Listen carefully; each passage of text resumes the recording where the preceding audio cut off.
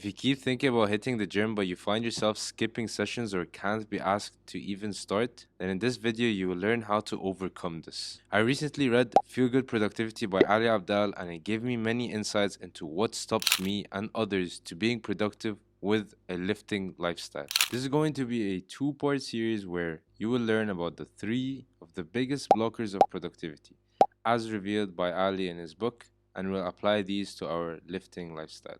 You will finally understand what is stopping you from making unbelievable gains. Then I'll share with you guys 5 ways to solve these blockers in your fitness journeys with the tips shared in Ali's book, so that you can avoid procrastinating and get yourself jacked and healthy forever. Now, what is it that makes us procrastinate? Imagine this: two men, both trying to reach a glorious palace. One man travels through a foggy forest without a map and doesn't even have someone to guide him throughout the journey, while the other man travels through a clear grass area, has a detailed map of his journey, as well as a trusted companion to guide him through and reach the palace. Who is more likely to reach their destination? That's right, the man who travels through a clear grass area, has a map, and a guide. What differentiates them? Clarity. And now, in Ali's book, he went through science based points on how to gain more clarity. Ida? Now, Ali went through some science based points to help you overcome the reasons why you procrastinate from going to the gym or doing any activity. But in this video, we're going to talk about how you can overcome procrastination when it comes to going to the gym. So, there's actually 4 things that create that fog and ruin our clarity when it comes to our goals and what we want to do, which causes procrastination, especially when it comes to the gym. And the first thing is always when you find yourself saying, what if I get injured from training? What if I get too fat from eating on a bulk? You might even say that you'll do bad in school or uni because you go to the gym every single day. Back when I first wanted to start working out, one of my family friends actually was telling me about their story of how they used to deadlift and they got a really bad knee injury from that, from doing deadlifts. And it was just a whole thing. We were having a conversation about how are very dangerous and how his doctor told him to never deadlift again. And that put a lot of fear in me to never do deadlifts, and it's something that I should be staying away from completely. When I started reading about how good deadlifts are and gaining that knowledge, that started to clear up the fog, and that's what we're talking about. If you have a lack of research and knowledge about a certain topic, and we're talking about gym here, when we're talking about gym knowledge, that is going to help you clear up that fog and start seeing where the destination is. And further in this video, you're going to learn that because of not knowing your destination and looking at other people's consequences or experiences of injury, puts a bit of fear in you that starts holding you back from starting something that's actually very productive and good for you.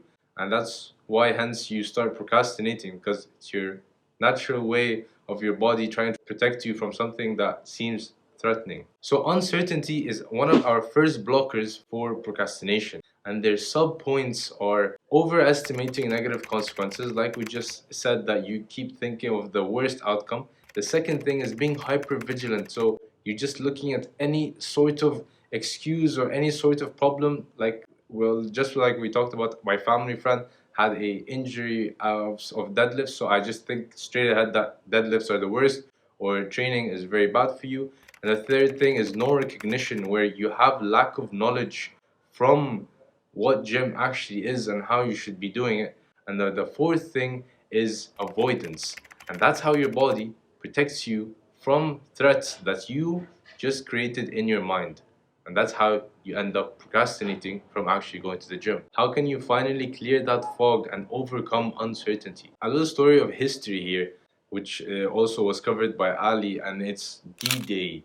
Just imagine these troops all ready to go to war and take back their land. And apparently, a lot of these troops actually landed in the wrong locations via parachuting. Things weren't actually going according to plan. But this, however, didn't stop the troops from completing their objective. And the reason they completed the objective is because they had purpose. Those are one of the first techniques of overcoming that uncertainty. When you have a purpose and ask yourself, what is the purpose of doing this? You're gonna have a better sense of direction of what you need to do to be able to reach that objective because you have such a strong purpose. And this is actually called commander's intent. A bonus tip I loved from Peak Performance, which is when you want to find a purpose that isn't you. A selfless purpose is a much stronger drive to motivation and to get to your main objective than having a purpose that suits yourself. And that purpose can be your family, a loved one, and even God or Allah. So if you want to get that bulletproof mindset, that is one of the first things you need to do to get into that deep meaning of purpose of what you need to get to. Now, before we get into our second technique, a quick reminder, if you're benefiting so far, make sure to subscribe for the channel so that you're always receiving the newest videos and even benefit from all of the upcoming videos that I can't wait to share with you all. Also, it would mean a lot to me if you give a like to the video. It will help the video reach more people like you who want to overcome their struggles. Now, enjoy the rest of the video, you beautiful soul. Now, the second technique is a bit similar, but it actually goes way deeper onto the reason of why you're doing this. And this comes down to start asking yourself why. There's a lot of successful people who have used this technique to get down to their initial problems, which are stopping them from their main goals. Let's do this together. Say one day you walk past a mirror and you look at yourself in the mirror and you're like, damn, I'm kind of overweight, underweight. I don't really like how I look like. And you look at yourself in the mirror and then it's just, why am I underweight or overweight? That's the first question you ask yourself. Then you might answer yourself, you're like, because I don't diet or go to the gym consistently.